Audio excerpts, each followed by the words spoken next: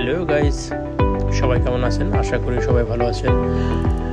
Europe ট্রিপের আমার এটা ছিল সেকেন্ড ট্রিপ, ডেনমার্ক। তো অসম্ভব সুন্দর একটা কান্ট্রি, নিট অ্যান্ড ক্লিন, এবং মানুষের ব্যবহারগুলো খুব ভালো, অতিথিপরায়ণ, হেল্পফুল এখানকার মানুষ।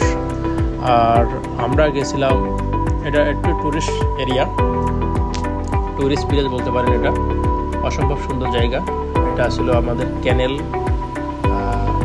ক্রুজ বলেন বা ক্যানেল আপনার বোট রাইড বলেন, এটা ছিল।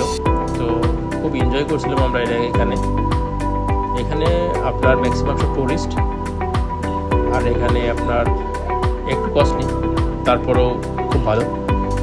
আমরা যে বোট রাইড করলাম, এটা প্রাইস ছিল 200 করোনা, ড্যানিশ করোনা। তো এটা 1 ঘন্টা, মিনিমাম 1 ঘন্টা আপনাকে রাইড দিবে।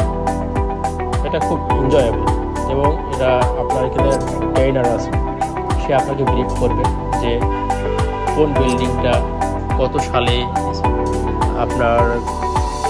তো গাইস, আপনারা যদি ডেনমার্ক আসেন কোনো সময়, তো আপনারা ট্রাই করবেন, ডেফিনেটলি ট্রাই করবেন এটা বোট রাইড একবার হলেও করার জন্যে। এটা অনেক এনজয়েবল, খুব একটা এক্সপেন্সিভ না। তো এখানে আরেকটা বিষয় যেটা আপনার খুব ইম্পর্টেন্ট, সেটা হলো আপনার আমব্রেলা। কিছুক্ষণ পরেই দেখবেন যে আপনার হলো হঠাৎ বৃষ্টি চলে আসছে।